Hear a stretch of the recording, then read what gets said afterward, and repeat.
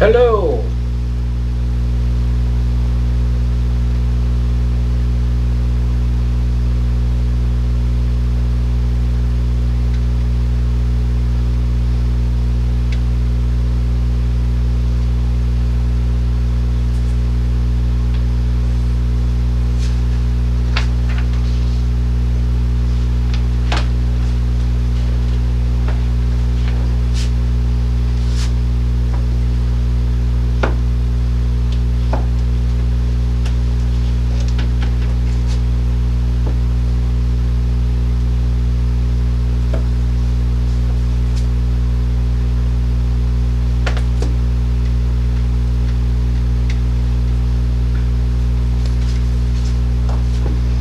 Can you guys hear me?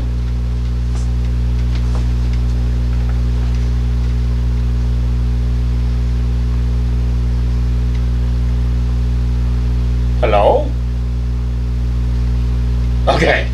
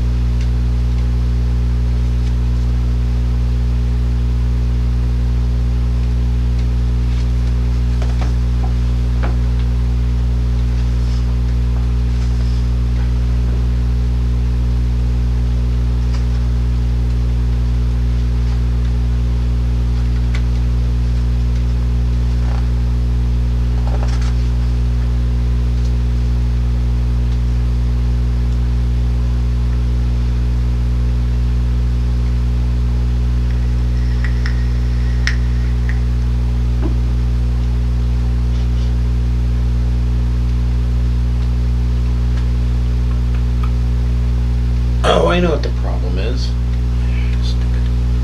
I will be right back.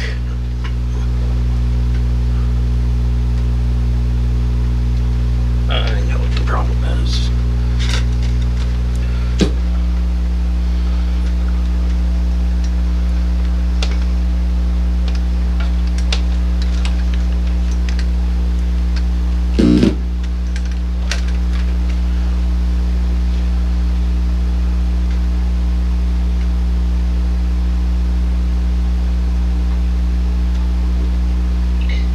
Okay, can you hear me? Yeah. Okay, cool. Now I can hear you. Hold on just a moment. I will be right back.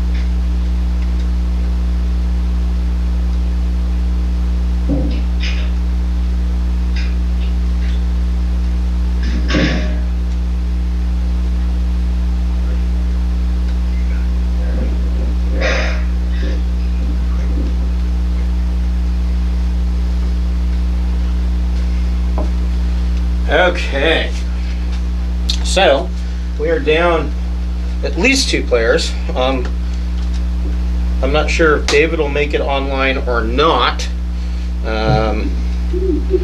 Him working graveyard shifts, his sleep schedule is all wonky, so I don't know if he's awake or not.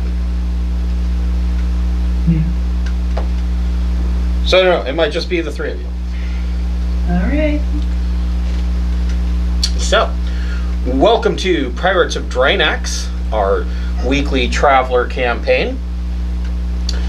Before we get started, I would like to thank the Friends of the Greenwater Guildhall If you're watching on Twitch, scroll down, you should see some tiles there. If you don't see the tiles, please click on my profile image and the tiles should pop up. First on that list is Talon Claw.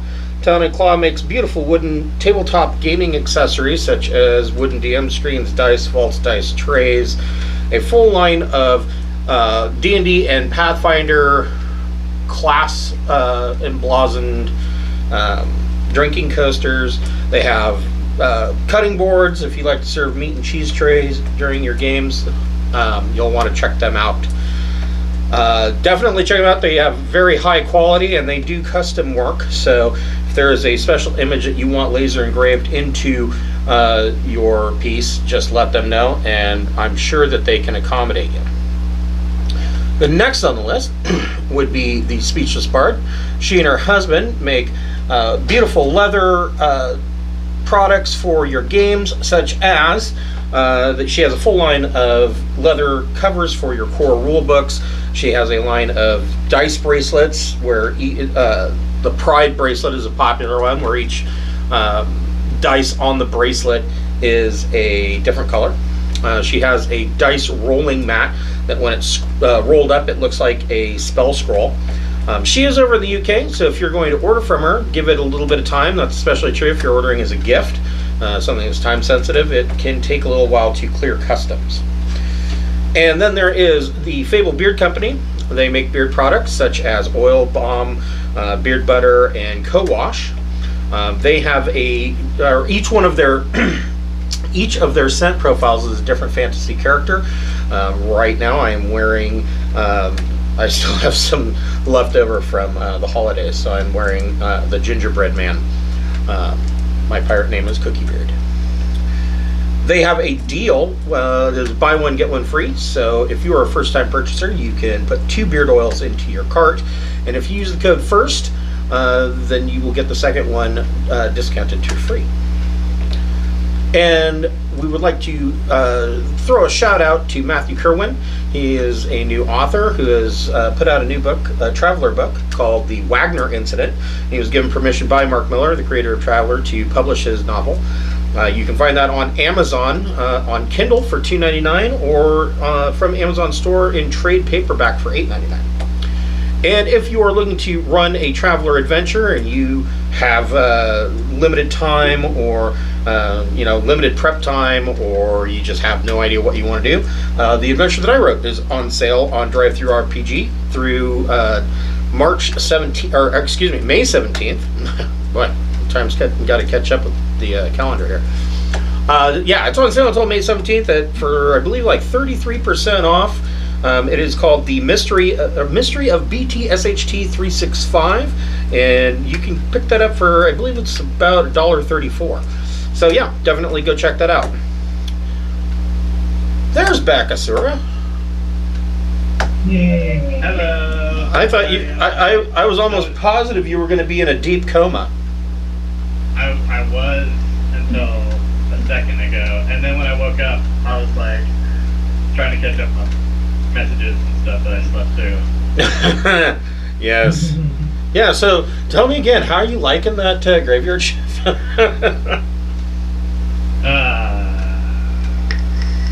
I have no work drama. That is a huge bonus. Yeah. I'm trying to only focus on the positive things. Yeah, I remember when I worked at Optcraft, if I could have worked the graveyard shift and never have to see my dickbag supervisors, that would have been worth it in and of itself. So where we left off last week, you guys were leaving the planet Marduk, having made some valuable contacts there. I am keeping a list of your basically it is your contact / information network and what their relationship to you is and exactly how friendly they are to you. So I'm keeping track of all of that. And right now you are doing fairly well. You made some contacts with tribal people on the mainland of Marduk who have basically given you haven status. So if you guys are ever on the run, you can land in their village and they will take care of you and do their best to try to hide you. You've also made a contact with the spaceport administrator for a general development company in Marduk. Your relationship with him isn't, outstanding, but he is, I believe, basically he just doesn't care. He's not hostile. He's not going to send out patrol or increase patrols just because you're in system. And he basically, you've done him a solid, so he kind of just turns a blind eye unless it's too overt. So that was the whole purpose of me doing those adventures, for you to start off with some good contacts. The last thing that happened before you left is that you had met in the spaceport Astroburger. You had met another fellow trade pilot by the name of Bryn Sonnensen, and he is the captain of a free trader called Sonnensen's Pride, and he seemed like a lonely person. He assumed that you guys were other traders that were down, for shore leave. And he had made the comment that he was carrying advanced machine parts that he was hoping would net him a higher profit than the mid passengers that he was carrying. And of course, because you're pirates, you have set up a ambush waiting for Sonnensen's Pride. So, Ching Shi, make a piloting plus dex check, and we'll see how well. Well, before you make that check, Captain Smith, do you have tactics, Navy? I have tactics, naval. You have tactics. Yeah. Okay. So, Ching Shi, go ahead and make a tactics naval check. Which will be education plus my naval tactics. Correct.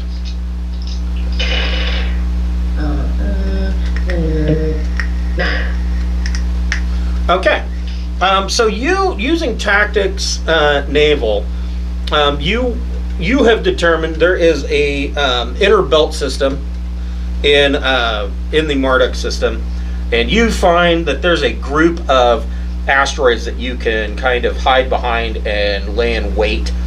Go ahead and make your piloting check. Piloting spacecraft plus your dex, and you get to add +1 to it.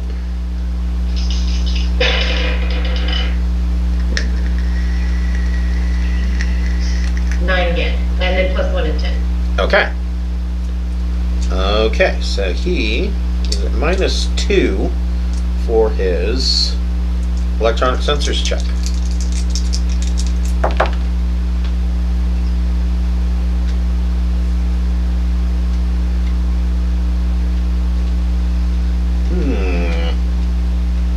Interesting. Uh-oh. So who's going to be running your sensors? Not me. Is that Keith Clarke? I think it's Keith. Yeah, I'll run sensors. Okay, go ahead and make an electronic sensors plus EDU.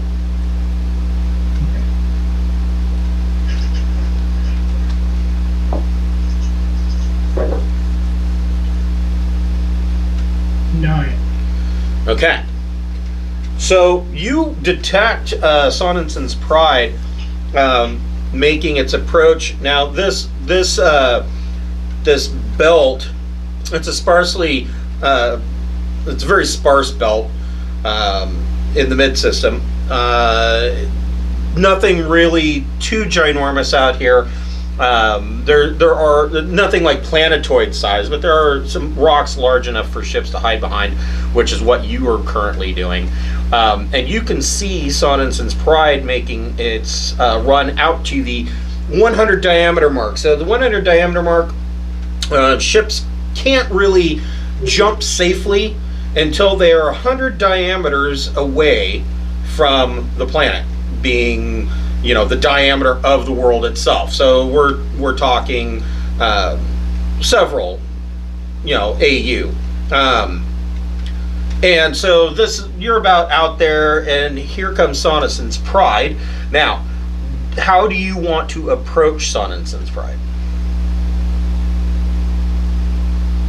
What is your plan? Are you going to bust out of hiding, or? And keep in mind that he is fueled and can begin jump preparations. So. Okay, I guess I'm not that familiar with any other tactics available to us. Well, I mean, you don't really have. Well, so your ship is equipped. If you remember, it has holographic projectors on the hull, but only one side works. Maybe we should fake a distress and have him let us dock. I can teleport to his ship. Yeah, that too. But I mean, he was friendly to us. And we'd be like, hey, it's that guy. Will you help us? Okay, so you want to put out a I like it. you want to start a distress call? Yeah.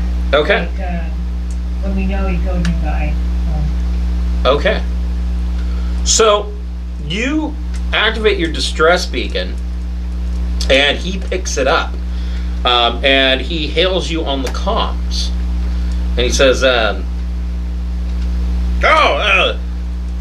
what seems to be the problem? You want me to pick up? I'm trying to figure out, we need this is like needing to borrow a cup of sugar from your neighbor or something. Like, what's like the spaceship? I think there's something wrong with the fusion drive in the reactor, and we're dead in the water. Oh, yeah, We can use a jump. Yeah. Use a jump. do you have 100,000 kilometer long jumper cables? or a tow. We could use a tow. Then his ship will be attached to ours. Well, if we're looking stranded, we could ask if we could, like, can we hitch a ride? Can someone hitch a ride to wherever it is that we need supplies or something like that. Whoever wants to request the assistance due to your fusion drive having a problem, make a persuasion plus social check. That will not be me. Can I tamper with the fusion drive to make it look like if somebody were to glance at it, be like, oh, there is something wrong with it, in case he comes on our ship? You could. Whoever wants to make a engineer J drive plus either EDU or intellect, your choice. Probably in this case it would be EDU. Whoever has the higher roll between you and Keith Clarke. Yeah. But they aren't gonna come on, are they? I don't know. I thought we'd go to them. Well, he could do a sensor scan and check. I mean, you would know that he would be able to do a sensor scan to check your power emissions. Yeah, I think we should look like we're stalled. Yeah. Okay. I'll do a jump drive plus EDU chair. I get 8. Okay. And I'll do my persuade. I got 9.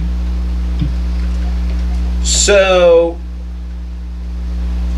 he believes you. He runs a scan and he says, "Oh yeah, I can see your drive emissions seem real dirty." And he turns and he will go heading in your direction. All right.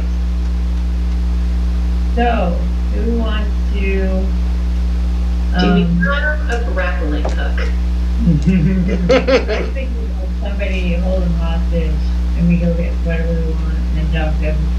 So he's alone on his own ship, right? Is he? Looks like, yeah. It doesn't look like he's got any other crew besides himself. Oh, well, never mind then. That's totally unnecessary. We can just tie him up or something. to him and kill him because we're pirates. Well, and keep in mind, you probably don't want to just be going around killing folks. That's a quick way to end up on numerous lists. I thought that he had passengers. Like That's true. He does. You know that he at least has mid passage passengers. so. Okay, so Here's what I'd suggest. Let's have him in range, and then take aim and tell him that he's got a choice. He can let us board and take the cargo, and we'll leave life support working, or we can fire and then salvage and take the cargo when everyone's dead. okay, that's really persuasive argument. Brutal. I like it. That would be my vote. I think I stole that from The Expanse, or maybe Yep, probably The Expanse, yeah. say something else. But I think if he doesn't have a crew, then he can't really run a very comprehensive defense. But I would not want to just like kill and strand him if he's got passengers. I at least like an option for leaving him. No. You know, That's fine. not able to pursue, but I was thinking the passengers could be used for ransom. That's a possibility. And you have who they are, if they're worth that. you have Well, But if they're not worth anything, then it's slave trading. so you have low berths on your ship. pardon? You have low berths on your ship, which basically means you can take passengers, willing or unwilling, and you stick them in a low berth and it cryogenically freezes them. Now, Right. They're- That's a lot of work if they're not worth much. that's true. And like I said, I was going to say is that the downside of that is that there's a very real danger that a low berth passenger, when they're brought out of low berth, could die. Well, I was just saying, if we take them too, we can ransom them. If they're not worth anything, we sell them in the slave market. Money is money. I think the bigger key would be to find a slave market. Yeah. Just, Well, I know some locals who could use some help in the tribe down. they can't say anything. I'm gonna ease into the pirating and not be quite. Right. I don't know that I'm ready for do contractually yet. Yeah, I need to work my way up to it. Work your way up to being the ruthless pirate. Yeah, I don't think anyone starts out pirating and full of trafficking. You just sort of end up there, right? Yeah, that's true. It is what like seasoned pirates would do. Absolutely. Yeah, I don't know if we have a good place to drop the slaves. So that's my biggest obstacle there, personally. So, My issue is if we let him go, we have a loose end that can then. Yeah, that's true. Like, what's our reassurance they're not gonna get us in trouble?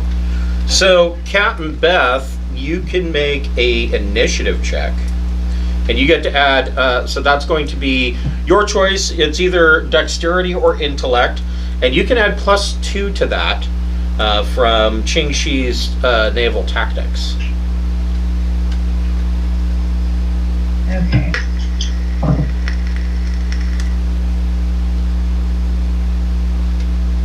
So I added what? Chin Sheen? So Naval tech? it would be 2d6 plus your choice of either your intellect DM or your dexterity DM, and then you can add 2 to that. Okay, so altogether it's 10. Okay, so you also got a 2,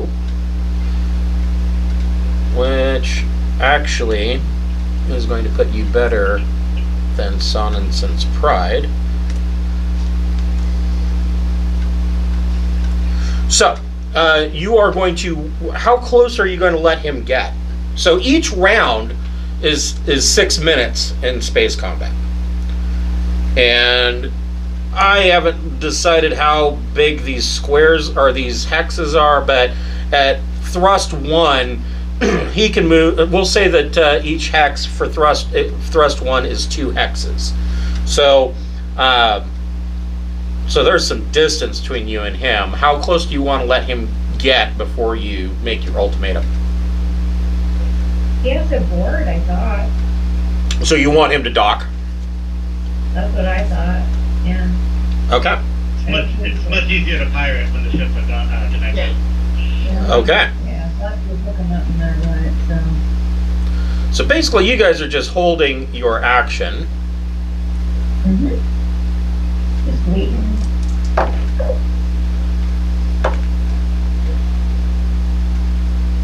Okay. And I'm gonna keep myself hidden from now.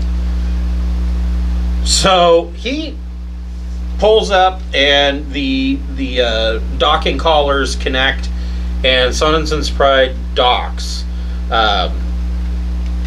Who's going to meet him at the airlock door? I'll do it. Okay. Anybody else? Okay. Like right this way. Maybe where the issue is. Yeah, I'll- go behind. I'll go with her as either official second or unofficial second. Okay. So, and Bakasura, you're staying out of sight. Is there anywhere in Yep. particular that you're going to hide?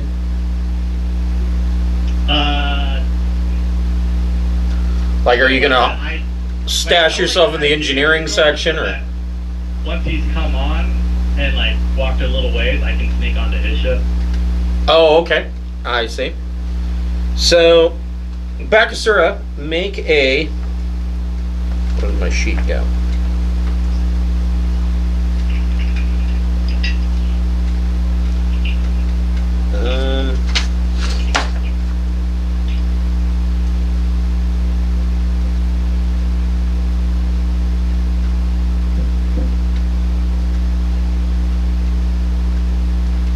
Is there it? Oh, there it is. Make a stealth plus dexterity check, and you get a boon dice since this is your ship.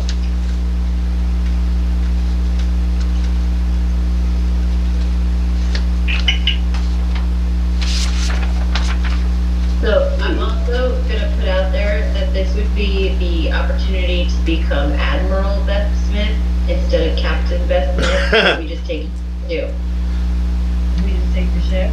Then you can be running a fleet.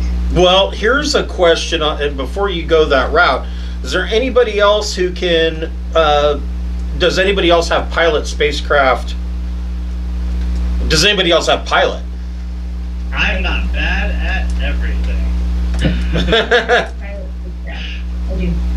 Okay, so yeah, you could take two ships. Shit. So what do we? Okay, we gotta see if this guy fights or not, I guess. Yeah, I think that's the first thing. But that also goes with my let's not blow a hole in the side of it because maybe we could keep it. Yeah, true that. So, Bakasura, what'd you get on your stealth check? 11. Nice. Yeah, I got 12 minus 1. So, the airlock door opens, and Bryn Sonnensen steps onto your ship, and he has already got his hand on his pistol, and he says, "You're not trying to rob me, are you?" And he turns and he looks right at where Bakasura is hiding, and he draws his pistol. And I'll be like, just take a look at the, what was broken in? The generator? Jump drive. The jump drive. Just take a look at it, I swear. Make a persuade plus soc check.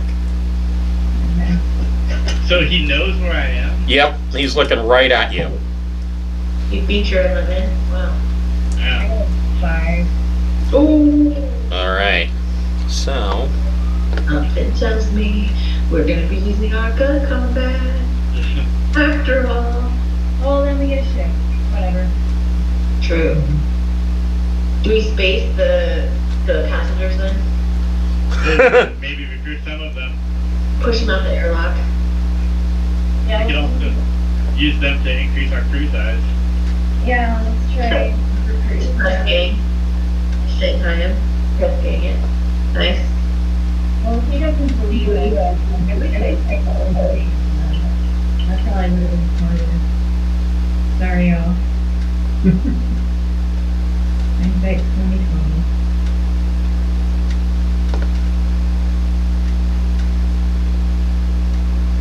So I'm having to put your guys' tokens on here because that's just how their initiative system works. Not that we are going to need them. Although if we're in the loading area of our ship because he came on board, would that be close combat? Yes, and it will be. Okay. Yeah.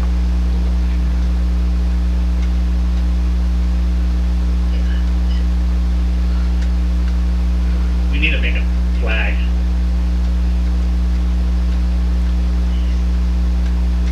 Can't be a pirate without a flag. I am thinking Have a flag. flag. No flag, no country.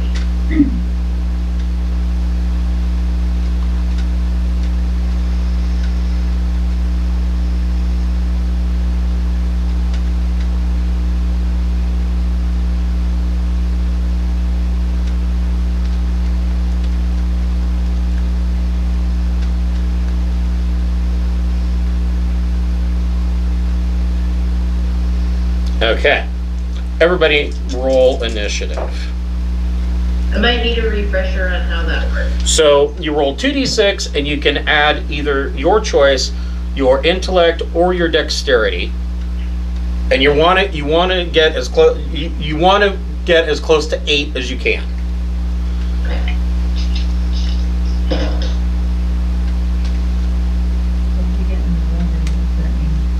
It means, so that's a 3, right? If you get an 11, that's a 3? Correct.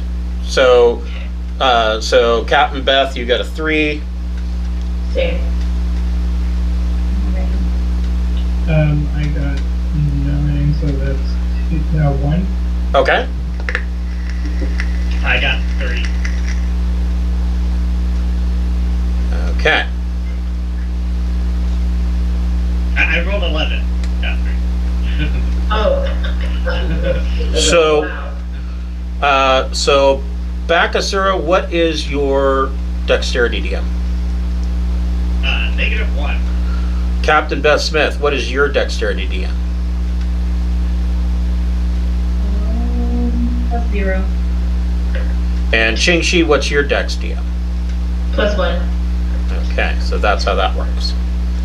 All right, so Qingxi, you see Bryn Sonnets and draw his pistol, and he is not buying any of this, and he's getting ready to take a shot. He's going to shoot. It looks like he's going to shoot at Bakasura first. What do you want to do? I'm going to aim my Gauss pistol at him, Okay. and I'm going to make the offer that we discussed before. It very much in, we're friends, this is business, we don't want to hurt you, we just want the cargo, we'll leave you life support and a distress call if you hand over the goods. Make a persuasion plus social check. Okay.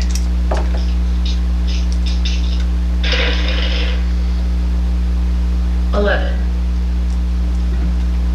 He lowers his pistol and he says,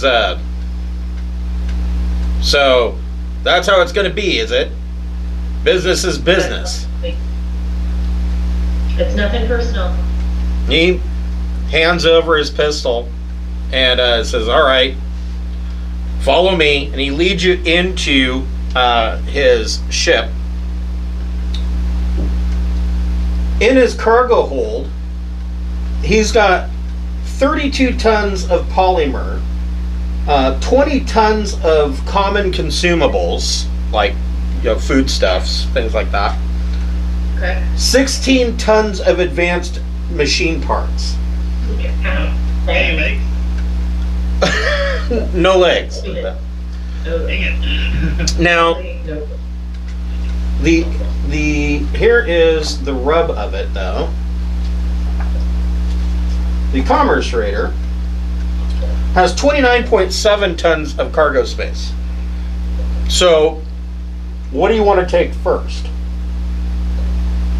Advanced machine parts. Okay. And that's what drew us there in the first place, right? Right. So there's 16 tons of advanced machine parts. And what was our capacity? 29.7. 29. Okay. What's the next most valuable thing? So that leaves you with 13.7 tons. I would think that polymers would be probably the next most valuable item, although you could sell consumables fairly easily, especially out here in the Trojan Reach. There's a lot of planets that are going, without. Also, wouldn't hurt to have a supply of Right. And it would raise as product, it would raise less suspicion. He also has We have all super secret stuff we shouldn't have. He also has 2 tons of spares, which are parts that are consumed when you are doing repairs in the heat of battle.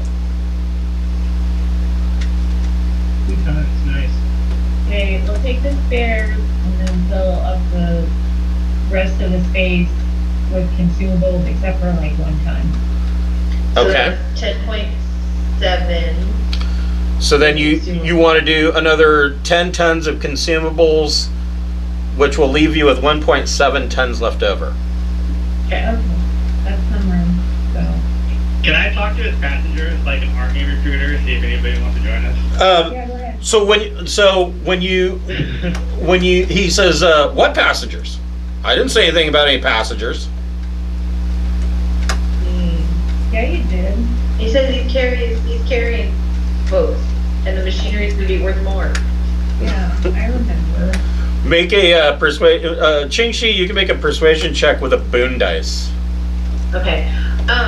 Also, perhaps we should get keys to disable his weapon.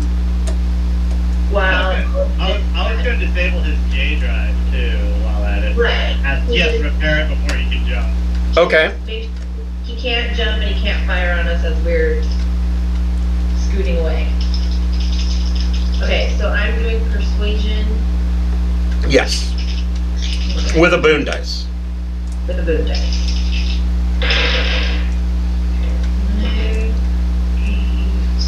And then that's plus social. Correct. 9. Okay. He says, yeah, damn it, you got me. I have 3 mid-passage and 2 low-passage passengers. Now, low-passage passengers basically are steerage, but I mean, it's a trader. So the low passengers, you don't have any trouble finding these 2 low passengers. He has them set up with sleeping bags, sleeping in the cargo hold. The mid passengers are actually have staterooms. The 2 low passage passengers, they don't have much. They've got the clothes that they're wearing, and each of them is carrying 80 credits. Do they have skills though? Do they have the thirst for pirating? Yeah, I'm going to ask them if they want to see the galaxy and travel for free.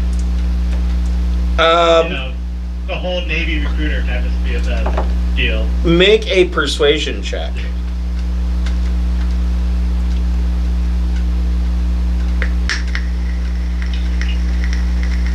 Oh, 11. Okay. So I'm doing okay today. one of them, one of the low passengers, he's a teenage kid. He's probably 20, and he says, I'll take you up on that offer. So far, life's been shit. So yeah, I'll join your crew. Heck yeah. The other one is a middle-aged man, and he says, "No, I'd rather make my way to Homestead. Try to make my own way in the universe. I don't have to go about thieving." Fair enough, fair enough. Alright, well, we got one through. That's good. So, Bakasura, between you and Keith Clarke, what is your engineering J drive? 1. And Keith Clarke, what is your engineering J drive? 2. So, probably better to have Keith Clarke do any tinkering with the J drive to try to sabotage it. Could I do that? Help action to give him a bit? No, there's no help action. Can't split. What you could do, Bakasura, you can make a engineering J drive plus your choice, either EDU or intellect. And we can make this a task chain.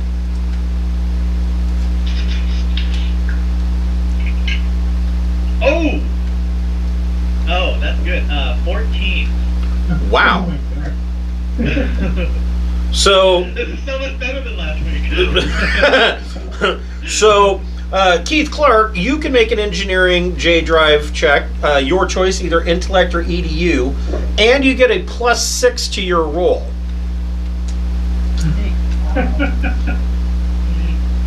Okay, so 16. Okay.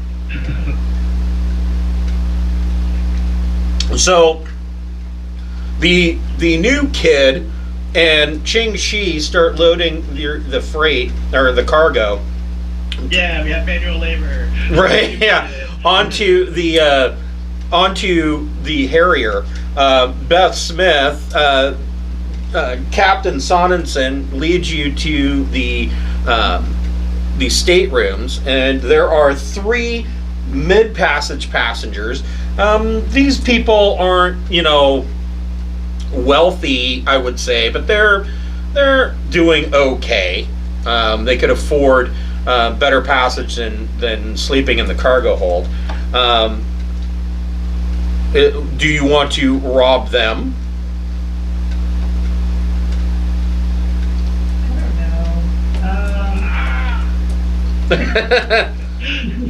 Keith and Bakasura are busy in the engineering section, so. I'm just thinking if they're better off in life, they might have better skills. That's all I'm thinking. Well, then, once I'm done loading cargo, I can read service bots or something to figure out what's going on with them. We can try and recruit them, and then if they don't, we can rob them.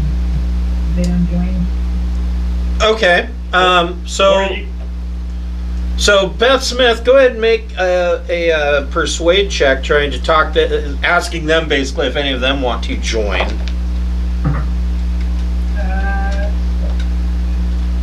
We should also make the kid rob them so he gets his hands dirty at a young age.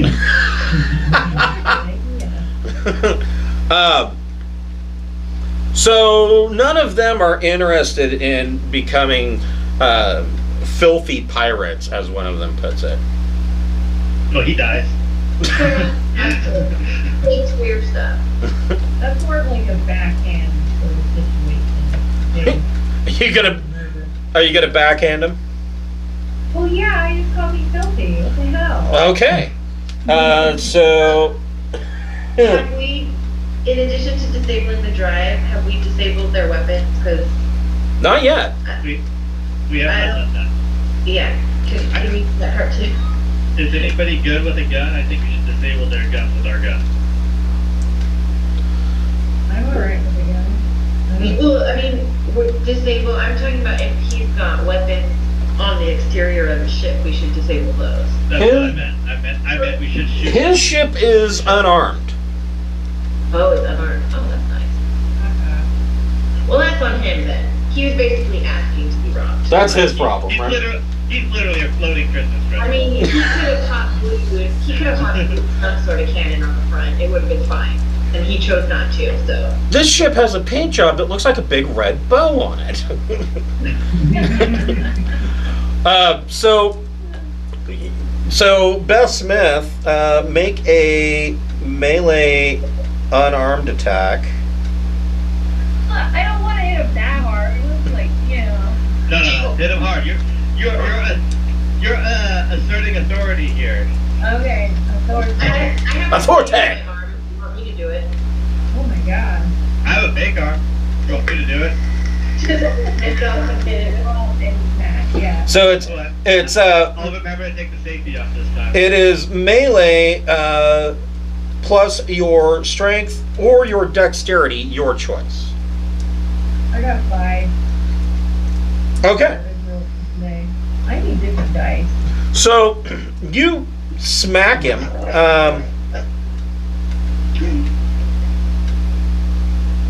Huh. That's a good question.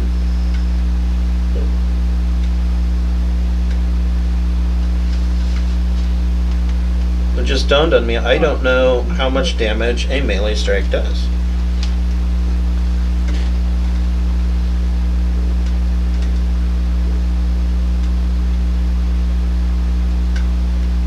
I wish the top pirates robbing me. Be the last thing on my mind. Yeah, that's true. This person needs to be knocked down with eggs, clearly. Shoot him in the leg. Oh. So roll 1d6, that's how much damage you do. Oh my god, it landed on 6. Nice. So yeah. You just throat punch the guy? Yeah, Captain Smith throat punches the guy who called her a filthy pirate. He drops to his knees and is like choking. And Yep. the new kid comes up in towards the cabin. He says, "I'm sorry, I don't know your name, Captain, but Ching Shi is loading up the last of the cargo." I'm Captain Smith. I also don't know your name. My name's Theodore. Theodore. You can call me Teddy, though. I just might. Let's get out of here. Do you want to make the kid rob him? Oh yeah. I thought that was. I didn't know you did. So An implied burglary or robbing, whatever. So the kid gets 65 credits in cash and another 50 credits in jewelry that this guy's got sitting around in his cabin. Oh, what kind of jewelry? Cool. Expensive watch. For some reason he has a gold rope. You notice this guy likes to wear his shirt buttoned down like 3 buttons so he can show off his chest hair. Yeah, he needed to be pimp smacked. Yeah, he needed to be hit for other reasons. Holy moly. Very glad that it ended up fixing. He was committing social crimes. So I say we let the kid keep the booty as a welcome aboard. Sort A of. sign-on bonus. Yeah. You gotta give him a taste for the life, and being able to see oh, it's nice when I have money, especially in a while. We got a young kid. Indoctrination at a young age is always good. Yeah. Alright, Teddy's gonna go ahead and keep all that thing. Good for him. Okay. So yeah, you guys finish up loading the cargo using your auto loaders and whatnot to get it on into the Harrier and secured, and you guys are getting back onto the bridge, and your communications comes alive.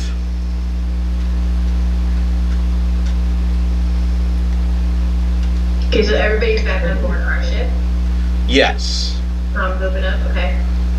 Hold on here. Bombs opened up. Ready to receive. I suspect we need to hightail it out of here. Probably, yeah. Yeah. I'll get my astrogation ready. Okay, so Hold on here. Okay, so who's doing the astrogation check? I will. Okay. I assume I'm +2, so I'm assuming. I'm 0. Okay. And that was the best from my group. All right. And then is it plus EDU? Correct.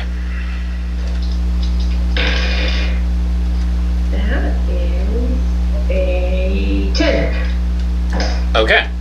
So you have the astrogation. That takes you about 15 minutes to get the astrogation set up. As you are setting up your astrogation, the comm comes to life and you hear attention, Sonnenson's Pride and unidentified vessel. This is Marduk System Defense. Does there seem to be a problem out here? Ooh, can I handle this one?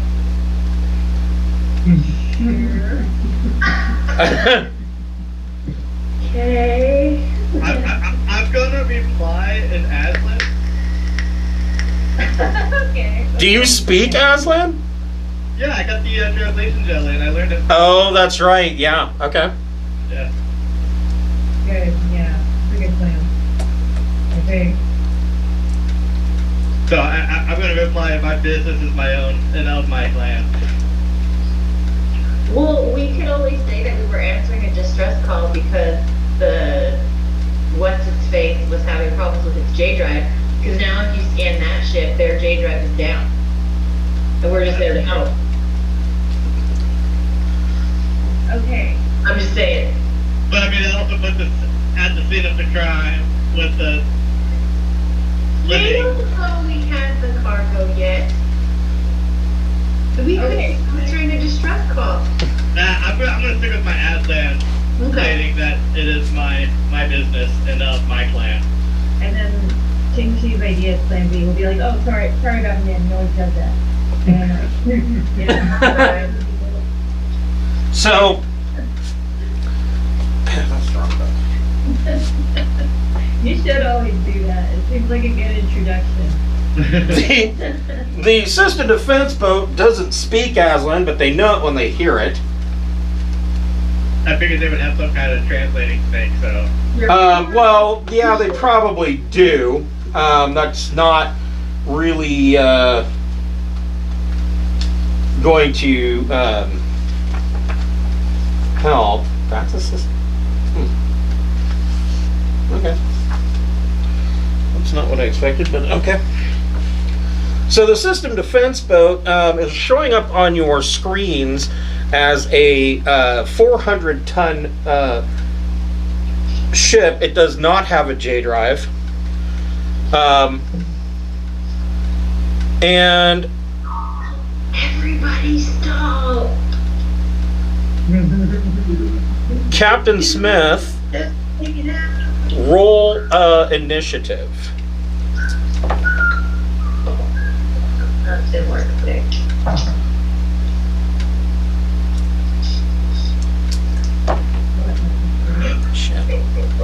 So she rolled 5, so, Wait, Aslan do it? yeah. No, you're captain. Okay. So you, Get oops, 2 for my name. Oh, that's not right. So you got a -3. And he got a -1. Does she get 2 for my naval to add 2 because I have naval tactics? No, because the system defense boat, it knows where you're at. The system defense boat is going to move at thrust 4, which is moving.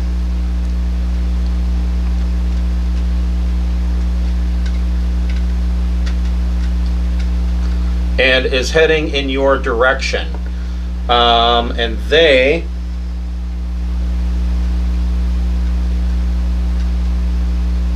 We're separated from the other ship, though, right? not yet.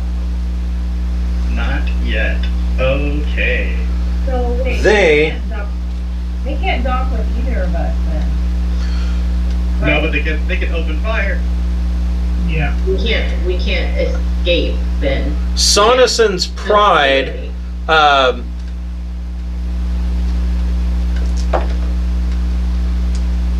retracts their docking their docking airlock and thrusts, and they over the radio comms report that the Harrier Yeah, no. has pirated or pirates. This is the movement phase. This is the movement phase. So Ching Shi, Rookie mistake. Right. you can move the Harrier, which is this ship, a number of thrusts that you want. So the Harrier has a maximum thrust of 6, but don't forget, you may want to keep some thrust points for maneuvering, for like missile evasion, things like that. So one thrust can move 2 hexes. One thrust can move 2 hexes. Okay. So you can move a number of hexes of however much that you want to, I don't know. and in which direction. I'm good at taking orders. I'm trying to remember, didn't Legendary Pirate help us with this one? I swear she told us to do 3. 3 was optimal. I think so. That's I swear. Okay. I think you're thinking of something else. I think you're thinking of when we're skinny. Okay. Yeah. Yeah. All right. Okay, 4. You think 4? Yeah. Okay. And let's see. So who's that?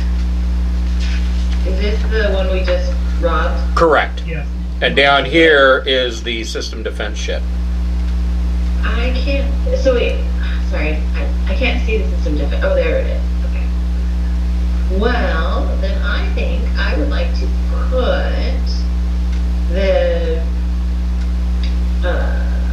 other ship between us.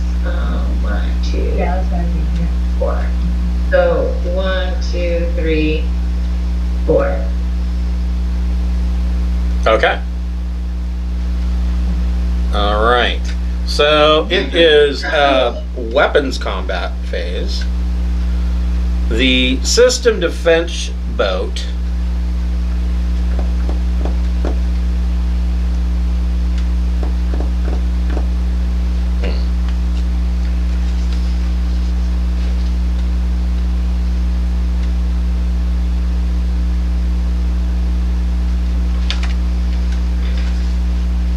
actually, I didn't expect you to do that.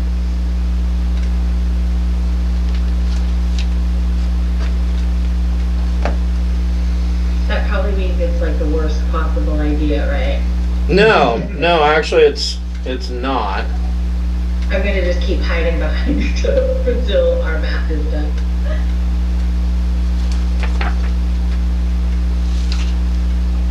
Okay, next time we Fable the song. That's what we did. I thought we did. I really thought we did too, but I guess we Yeah, we went for the jump drive and the weapons. Weapons. We didn't think of the comms. Alright. The system defense boat launches 12 missiles. Now, missiles.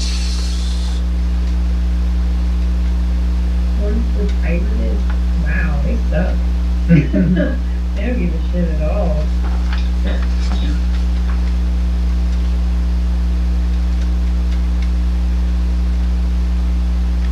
Trying to see what the thrust rating on a missile is.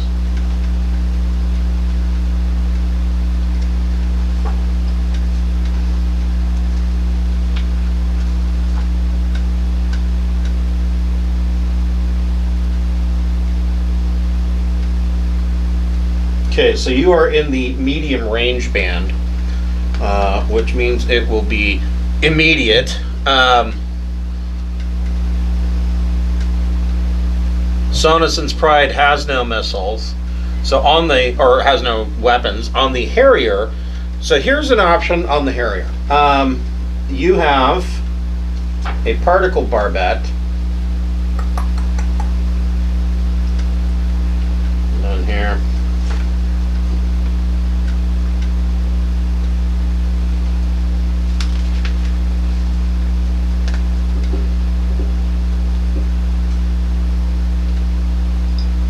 So who wants to be manning the particle barbette? It counts as a turret weapon. I have a 0 in shooting, but I have never missed a warning shot. So here's an option with missile salvos. You can fire, and you could, depending on how well you do, it will shoot down that many missiles. Okay. So who has any kind of gunning experience? Because if we have none, I am willing to take this. I've got turret and artillery, It would be turret, but you're piloting. but I'm already piloting, yeah. So someone would have to take over for piloting. I have gunner 1. Oh, there you go. That's what I got too, so that's fine. Yeah, gunner 1 would be better than 0. Yeah. Alright. Okay, so Captain Smith, make a gunner plus dexterity check, and you get to add +2 to that because your ship has really good fire control. Damn it. No! No, I don't like that sound. That's 6. What is this shit? Okay. I rolled good at all this entire game. Nope. Damn. Eventually, right? That's it. Okay, so Crap. 10 of them are going to hit the Harrier.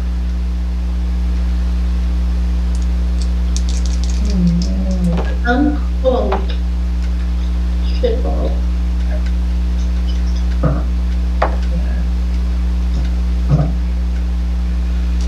So the Harrier has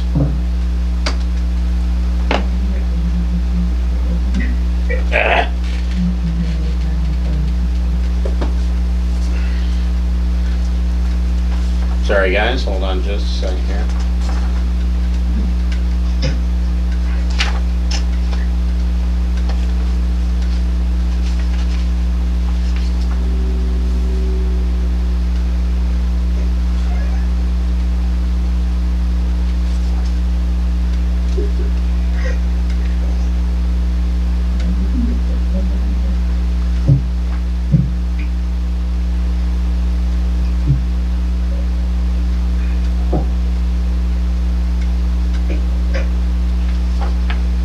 Okay, so let's see here. 21 points off of the 88 hull points.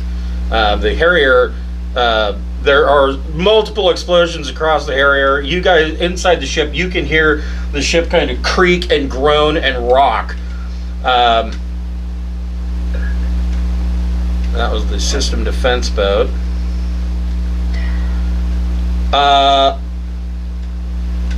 Sonison's Pride doesn't do anything. On the Harrier, so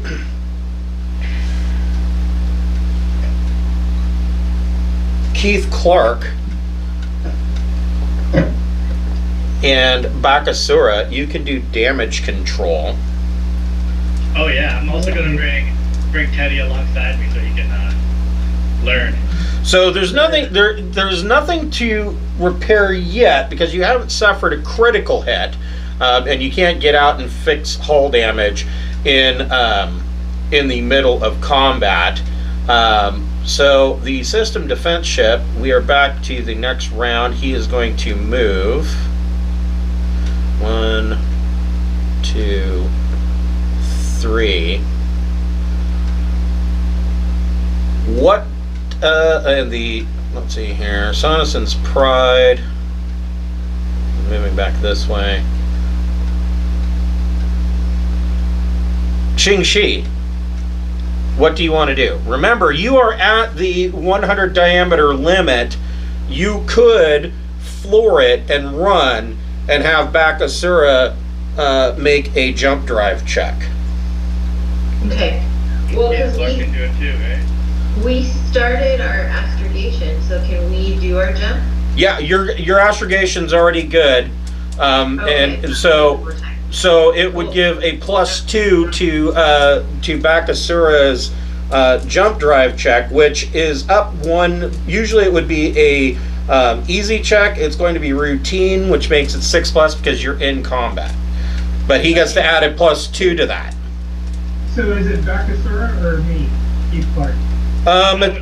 If one of you's doing damage control, the other one can be doing jump drive. So whichever the one you want to do it.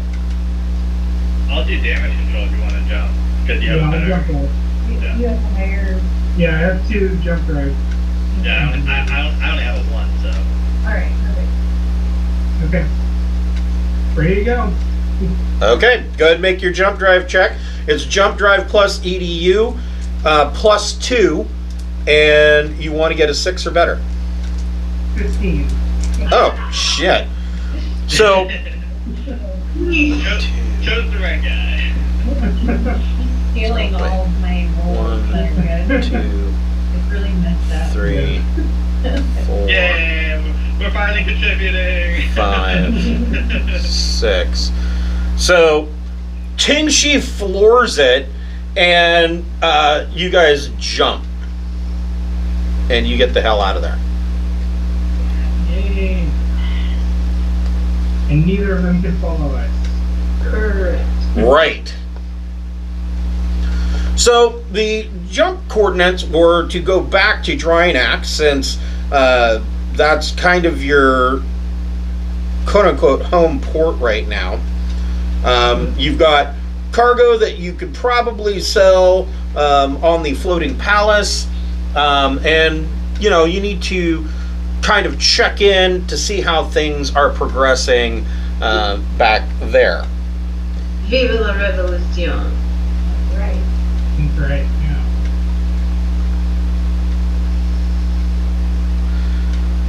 You guys are in jump space for a week, and you come out of jump space back to the floating palace of Drinax. And now there are a couple, actually I should probably show this. This is where you're at. This is the floating palace. Now there are definitely a couple of places that you could probably fence your stolen cargo in the, let's see here, where's the marketplace? Or the bazaar, which is number 2, which is down here. But since the king wants a cut, Yeah. do we have to black market it? I mean, It's not really, well, I mean, yes. we made it home base and we're going to be handing over some of the cash. It seems like we should not have to work very hard to sell it. Right, and you're not going to, you don't have to really work real hard, especially since you're selling it, you know, at home on Drinax.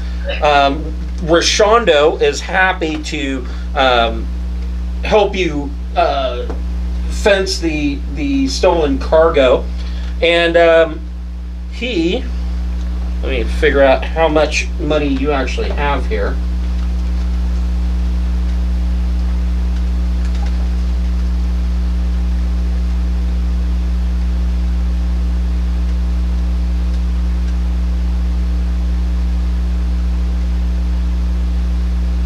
Wow.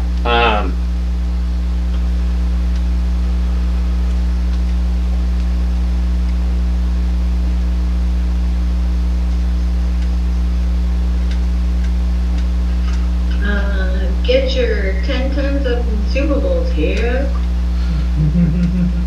So just on, so, and actually, so you you make off the stolen cargo 84,000 credits. Now 10% of that off the top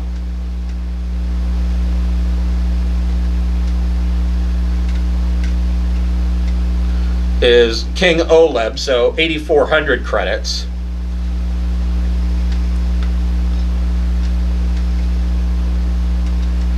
So that leaves you 75,600. Did you want to take another 10% and put it in the ships fund like you did last time? If everybody agrees, I'm supposed to be the democratic pirate system. or the democracy pirates or something. Yeah. Well, yeah, I mean, historically that was really true. They were, Yeah. I mean, all for one and one for all, as long as it was the folks on the ship, on your crew. So that would be another 7560 that would go into the ship's general fund. So I vote for that. Anybody else want to do it? I'm looking for it. Yeah, probably a good idea. We'll probably also need to take some off the top for repairs. Okay, so that's Because we did get shot. Well, that's kind of what the ship's fund is for. That and spending to build bases or to for bribes, things like that. Gotcha. all right. Let's add it to the ship fund. So that leaves 68,040. Do you want to divide it just by the people playing tonight, or do we want to include the 2 players that are missing? I think we should include the few players that are missing. Yeah, I feel like they were still on the ship with us. Right. Okay. Let's do it. So how many of us are there? Whoops. There are 6 total, so that brings it to each person gets 11,340 credits. I was just doing them. Now, out of that, how much do you want to pay Teddy? I'll give him half of mine as captain. Whoa. Wow, that's a lot. Whoa. I think we should give him 1,000 credits. I was gonna give him, yeah, the Okay, that makes more sense. Everybody give him 1,000 or something. Or wait, yeah, that would be nice. There you go, and that brings everybody's total to 10,340 each. There you That's less drastic, sorry. And Teddy, the new lad who is learning to be a ship's steward, makes 6,000. That's pretty good for him. He was broke as hell before, right? Yeah, that's true. He was poor. This is probably the most money that Teddy's ever seen at one time. And we just throw it at him casually, like it's no big deal. That way he gets more confidence in what we do. Right. Good. So as you are selling this cargo and offloading it to Rashondo in the bazaar, you are approached by Princess Rao. Hey. What's he doing? And Whispering. Are we still keeping our friendly rivalry of trying to woo this girl? If you put friendly in air quotes. Oh.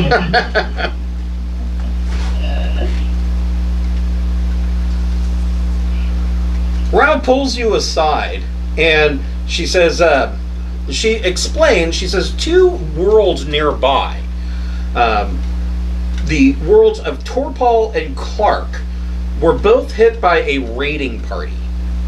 She said the raiders initially landed on Clarke, then headed to Torpol. They then jumped out and have not been seen since. Both governments want those raiders punished and have put a price on their heads, although they don't know who they are. She says, the Provost Merchant Princes of Torpol are moderately friendly towards Drinax. The insular Psychopomps of Clarke are much less trusting, but have lately made overtures toward King Oleb's court. I believe that if you travel and capture the pirates and turn them over in the name of King Oleb, it could tip the balance of both of those systems to join with Drinax. I'm urging you to travel to Clarke and Torpol with all immediate haste. Do we get paid at all, or is this all out of farm? Favor. Well, I mean, of course there will be pirating opportunities along the way, but this is part of your charter having the writ of mark from King Oleb, in that it's not just about going out and raiding the space lanes. Part of it is getting these old systems to come back and rejoin the kingdom. And this is a good opportunity to move in that direction with these two systems.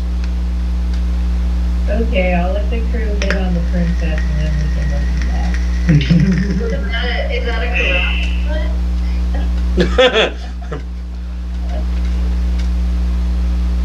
I don't know. Who wants to make... That'll determine who wins this round. We both roll a carouse check. So, well...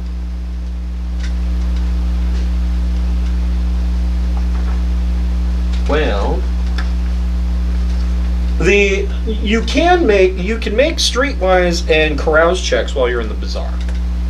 Who wants to make a carouse check? I'll do streetwise. Okay. I'll do carouse. Okay. Not streetwise. Go ahead and for streetwise, make a streetwise plus social check, or rather, streetwise plus intellect check. For carouse, make a carouse plus social check.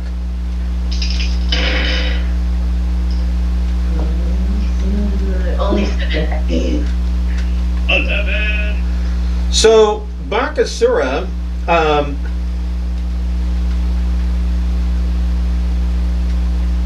you hear a rumor going around the bazaar that virtually all the pirates in this region of space are either based at or regularly visit the pirate world called Thieves. We're going to Thieves. You hear that getting there is tricky. Those who land there without permission from the lords of the pirate city tend to end up dead.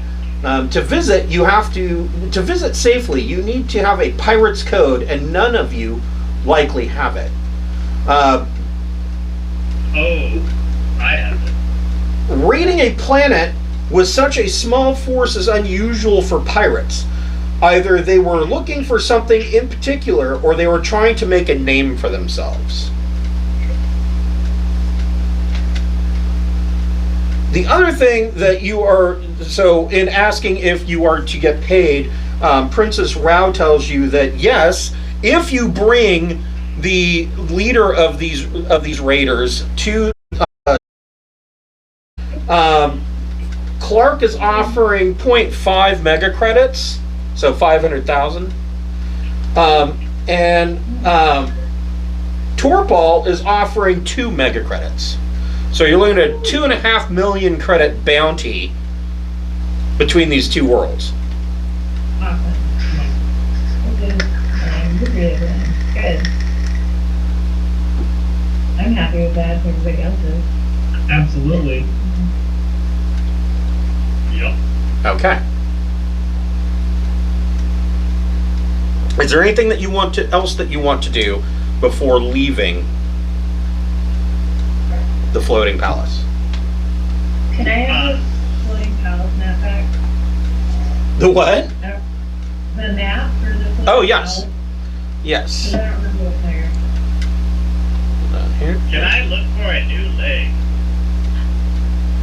I can install it if you find one. You can. Although,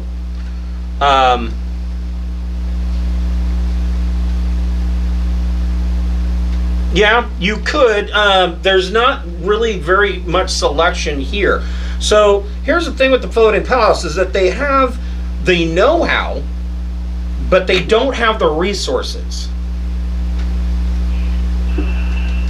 Can we use some of our advanced parts to cobble something together?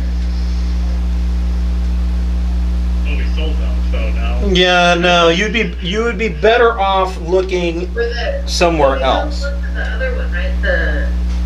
What was it called for emergency repairs? Oh, the spare parts. Yeah. Yeah, no. I don't think I'd grow very quickly with a scrap leg. I know, but it'd be so cool if it was like It's just a garbage can attached to his leg. like a missile cannon that you normally put on the outside of a ship to launch something, but it's your leg. I will be right back. Maybe I My could legs go. have a giant barrel. I wonder if the university grounds or like somebody could give us. I wonder if you could learn any skills while you're in jump space. Like if you could get something to learn during that time. I wonder. So in my campaign, I was given something called a secret at Thieves, and with it, orbital docking codes. So we might actually be able to get there. That's amazing. I'm definitely better at pirate than you. Don't want to be a noob and show up and, you know. That's gotta be cool though. I'm also a cybernetic symbiote.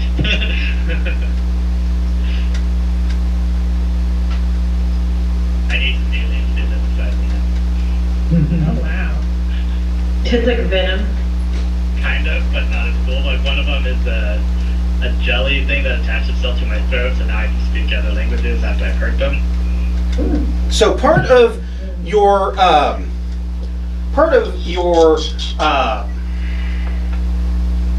streetwise check, Bakasura, you learn an additional piece of information. It's a rumor, and what you hear is that the High Temple of the Floating Palace, which is basically a technical repository of all information that Drinax had before it was bombed into the Stone Ages, in this case quite literally. All of their technical information and current cybernetic style resources. The rumor you hear is that they are being put towards putting the prince back together. And that the prince was very nearly killed and had to be cryogenically frozen after an assault on a nearby planet.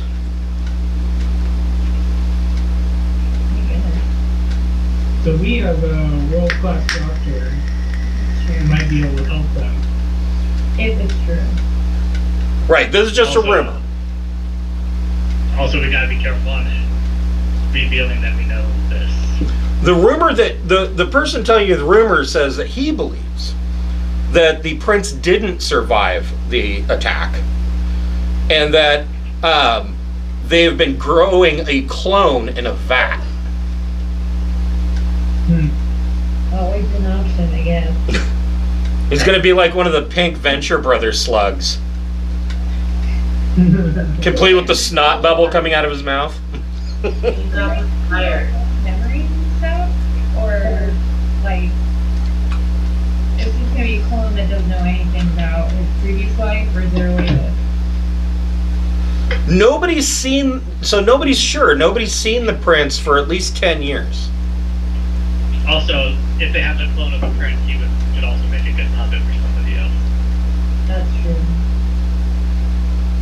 That'd be so weird. You'd have to take, like, a class on, like, what the host spell person did with their whole life and all the people they knew.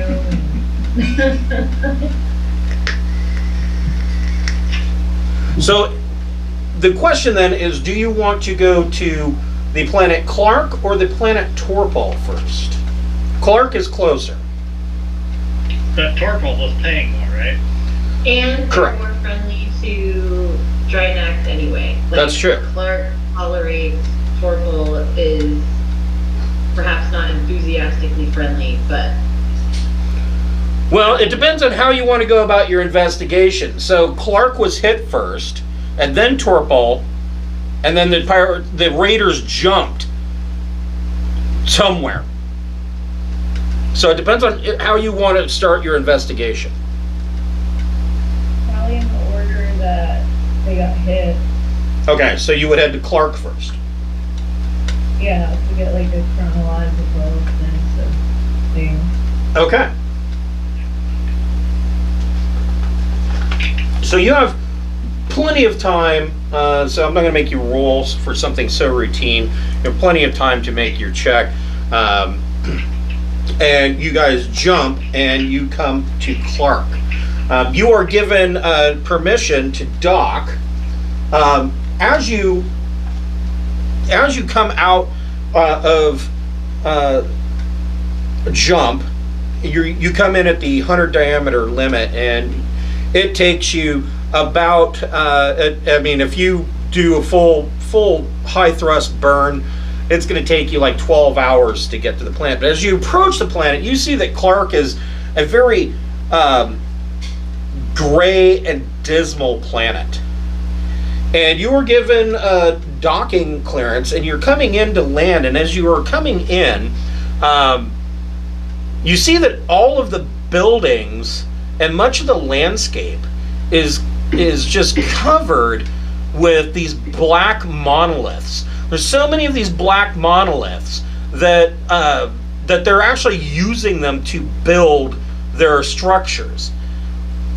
Everybody make a recon plus intellect check.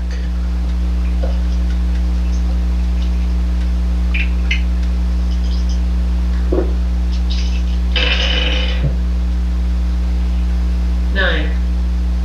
Wow. 7. 4. What did Keith get? 4. Okay. So Ching Shi, you notice with a sense of sudden and utter horror that these aren't just black monoliths or black building stones, that these are people that are frozen in carbon. They are corpses frozen in carbon. And there's so many of them that they have built their city and buildings out of these carbon frozen corpses. That is horrifying. Okay. Are there any sentient thoughts coming up with these buildings? No. Okay. So these aren't like the living people that you create. These are definitely dead people. That's what you're getting. So the library computer on your ship tells you that Clarke suffered catastrophic damage at the end of the Sindalian Empire. And at the height of their technology, they had the ability to use this carbon freezing foam to freeze people, to thaw them out and heal them later. But so many people died in the onslaught of nuclear and biological weapons that an entire religion has grown up on Clarke. And this religion, it's run by a clergy called the Psychopomps. And the Psychopomps, the religion is that anytime anybody dies, or anytime any corpses are found, and they're still digging up corpses from over 2,000 years ago, that they freeze them in this carbon foam, and they believe that one day there will be the great healing where they're able to thaw out all of these people and bring them back to life. That's kind of a nice thought. That's a mass misinterpretation of information. Everything are way less freaky to them than us. So Right. they're like, yay, someday. Oh no. There are people that we cool. Yeah. And so you land here at at this Clarke spaceport. These, where number 1 is all spaceport landing pads. There is necro temple here, the big pyramid that is built up out of just a pyramid built out of these frozen corpses. And this is a spaceport. Number 3 is a spaceport terminal. And then where can I get an Astro Burger? there's no Astro Burger here. In fact, there's very little here. And then as you are flying in, you see that over here there are some warehouses that look like, one of them looks like it has been damaged. Huh. And So that's probably where they attack. Right, So- exactly. That's what I'm thinking. Maybe we should get close to the damaged warehouse. so Qing Shi, make Yeah. a piloting plus dex check. It'll be routine, so you need to hit a 6+. Okay. Oh, let's see. 15. Oh, no problem.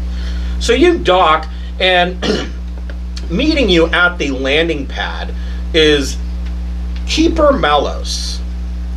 And Keeper Malos, let me find him here. This is what Keeper Malos looks like. Oh. He comes out. He thinks that we're frozen dead people. Yeah. He comes out and he says, "Oh, That's a dream. praised be, I understand you are here to collect the bounty on the foul raiders that have blighted our land." Hopefully. And he leads you back to the terminal where he has a small ATV to take you out to show you where the raiders struck. He tells you that he's not sure what these raiders were after, but it was a two-pronged attack. They attacked our relic quarry. It's an archaeological dig at the edge of the ruins of Highwad City, where other explorers look for high-tech items and materials that survived the orbital bombardment. These explorers, they remind you a bit of the Vespexers that live on the surface of Drinax, that basically have gone and reverted to like a tribal Stone Age type thing. But here on Clarke, people just kind of dig through all the rubble looking for lost technology. Like Sakar. Kind of, yeah. And so he leads you over to, takes you over to the warehouses, and you can see that there are blast marks on these warehouses, and the doors have been blown completely off of the main warehouse. And he leads you inside of what remains of this warehouse, and you can see that there are a number of opened crates where these raiders came in and broke open the crates and stole some things. Whoever wants to can make a average investigate plus intellect check. There's one. I don't have any. I So, don't think so. I rolled a 12. Wow. 11 plus 1. Good job.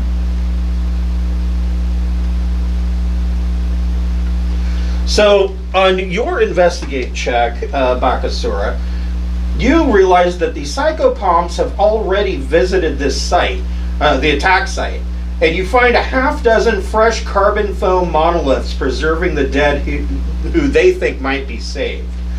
When you make a...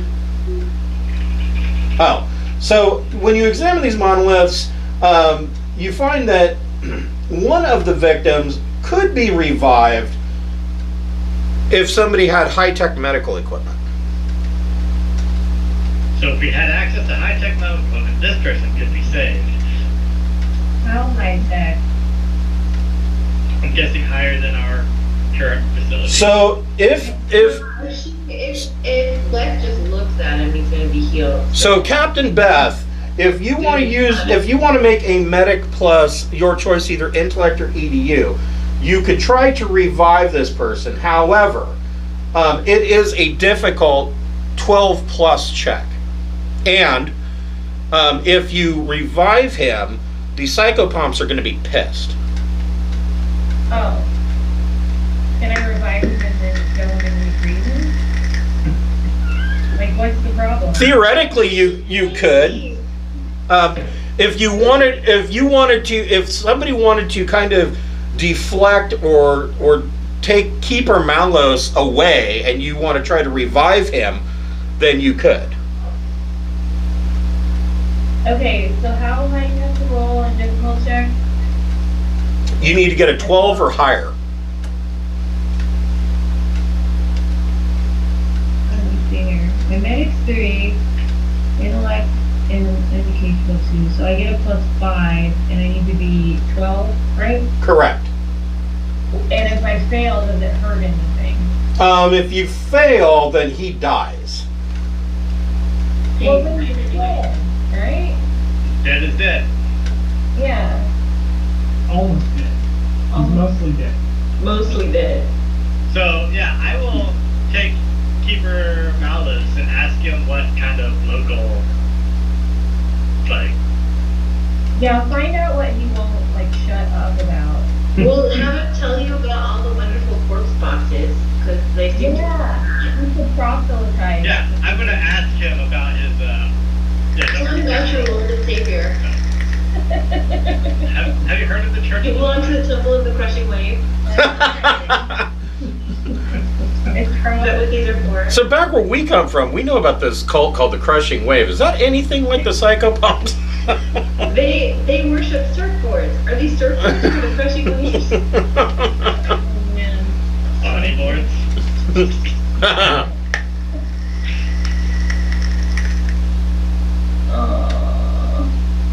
Okay. +5, +5. I got 11. I missed by 1. I blows.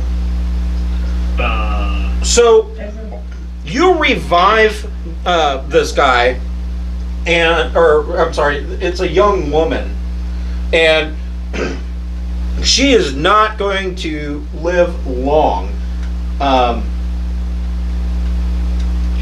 What do you want to ask her before she expires? What did they have? What did they find? I would have. Yeah. Don't we want to know Can we direct her to like play out the scene in her mind of the last, her like last moment, and then I could read surface thoughts. You can do that. Yes. Go ahead and make a roll for read surface thoughts. Okay. Which is don't tell me what I need. What to roll for? It is 2d6 plus your Psi DM. But surface thoughts is 10. Which is an average. Yeah. roll. Yes, you got an effect of 2. So the surface thoughts reveal to you that the raiders were led by a young black man in what looks like an Imperial naval uniform. And then you see an image of the raiders filling the hold of a scout ship, similar to the Obi-Wan Jabrobi, same class. They filled its hold and then departed several hours before another ship, which is a free trader. And then she dies. Alright. Bakasura, make a recon check.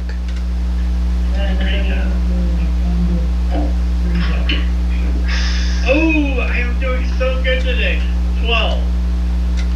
Okay. So happy right now. I just gotta get rid of Corey every time. On the ground outside the warehouse, you find something that looks like this on the ground, and it looks like it fell out of one of the crates that these raiders loaded up into said scout ship.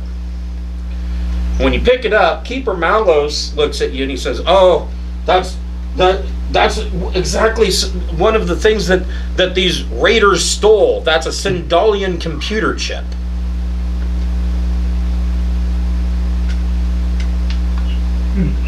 I'm gonna carry it over to Keith Clarke and be like, "Hey, I got a Sindalian computer chip. Smart. You Interesting. Yeah. What do I know about Sindalian computer parts? Not much. Just looking this thing over, you realize. So I don't know if any of you ever plugged in a RAM DIMM into a home computer, but basically that's how this thing works. It snaps into a computer system. It looks like it uses some kind of crystalline matrix for memory. So this is a memory card. Essentially, yeah. flash drive." It could be like a Sindalian version of an SSD. You're not sure. Is it like blank or does it have stuff on it? Yeah, let's find out. How did we have the right thing for you? We do. We have a chip that's Sindalian. That is true. Go for it. If we get permission. Oh yeah, I'm gonna turn to what's his name and be like, "You don't mind if we take this for our investigation, do you?" If it will help you in getting those terrible heathens back to our planet, please take it with you. And when you bring back the head of this bastard, I will pay you the 0.5 mega credits. He has not noticed, he has not looked back inside the warehouse to see that the person that you revived is dead. Good. Oh, do we have access in here to refreeze that person? No, you don't. So one of the things that you see that Keeper Malos is carrying on his back, you see that he's got what looks like it might be a tank for, it's like a tank that could be for like a flamethrower, and there's a nozzle that's attached to it. Ghostbuster gun. Kind of, yeah. It very heavily resembles a like a flamethrower. When you kind of look at it after a few minutes, you realize that this is a carbon freezing gun, that he will shoot out a carbon foam and freeze people with it. I'm gonna ask him about that and be like, "Is there a way I can get my hands on one of those?" No. Only the most holy of the Psychopomps may carry one of these. You must become a priest, my son. Can I become a priest? I don't think we have time for that. Yeah, no. Oh, I was like, it was like, the mine, the Church of the Mine, I could just do it 500 credits and become a priest. Yeah, totally not the same kind of religion.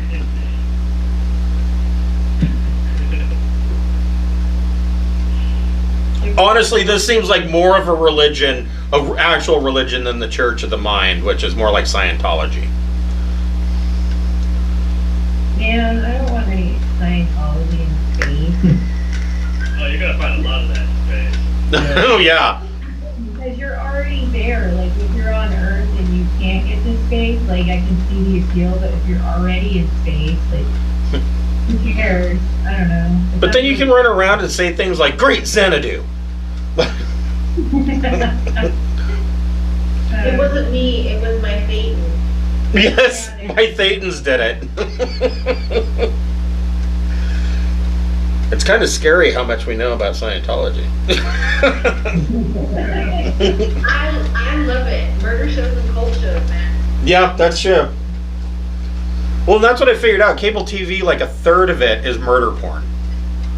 So, Yeah. and of that, on any given channel, on any night of the week, at least 3 channels have something to do with Scientology and the evils of Scientology. Or it's a Tom Cruise movie. So either way. Same day. Right. We should probably leave before that guy discovers the unfrozen thing for all body. Probably, I want to take Keeper Malice and ask him questions about his religion as if I'm investigating and kind of walk with him out of the place so you guys can hide the body. Oh, that's a good idea. So, Bakasura, make a persuasion plus intellect check.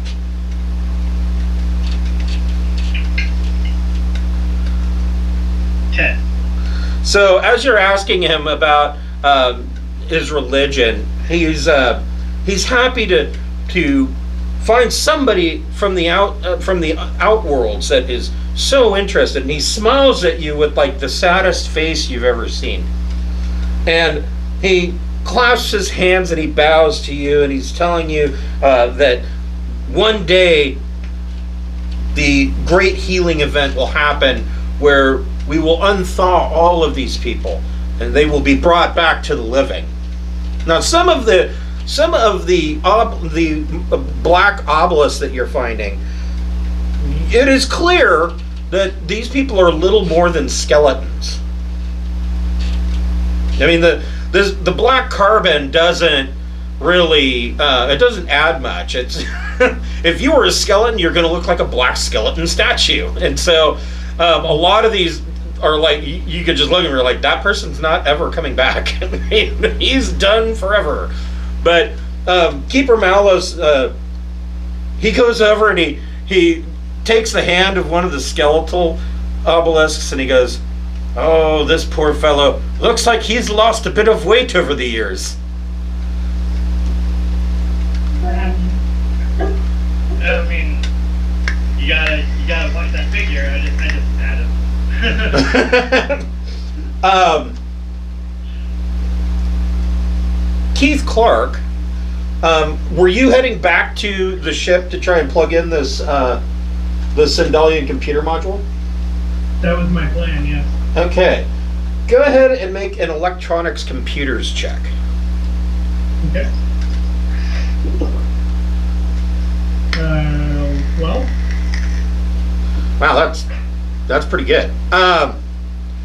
So you plug this thing in, and due to, the elements and age and damage, there is data on this thing, and most of it is corrupt. But you are able to pull up an old Sindalian star chart. Oh, that's good.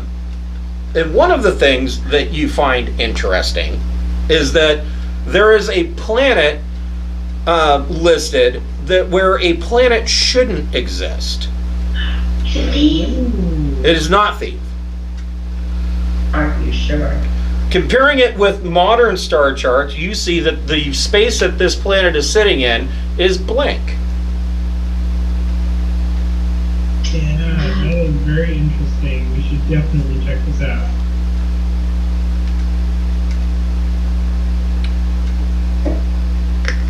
Should we go there next, or should we go to the other place? Well, it is way out of range. You would be several weeks, and you would have to jump to another mainline trade route. And Well, at present, you couldn't do that. There's too much of a jump between the Dust Belt and the Florian line. However, you have this star chart, and it says that there is a planet and a star system here. It lists that not only is there a planet and a star system, that it has an orbital facility. It has a high port. So we could dock there for on the orbital facility, potentially, if we can find it. Right, if you could get there, it's showing that this must be some kind of major planet, because not very many planets really have a high port. It's kind of strange, actually. For instance, like Marduk being such a backwater system, it's a little strange that they have a high port, but General Development Company, in their case, put a lot of money into thinking that Marduk was going to be something that it wasn't, and then that all fell through. But, like, usually, I mean, this star chart's like 2,000 years old, and it's showing that, one, there's a system there where modern star charts are showing that it is empty, and two, it's showing that not only is there a system there, but the planet has a high port. Maybe it's abandoned and we can make it our base. That'd be cool. Maybe it's not abandoned. And we can make it our base. So I guess next Just week gotta shoot the gun a few times and then it becomes ours. So, we gotta go to the next planet, right? right, so Ching Shi and Beth Smith, I assume you tried your best to hide the body. Yeah. Okay. And then you guys are ready to take off and head to Torpol. Torpol it is. Okay. You reboard the Harrier and you launch for Torpol.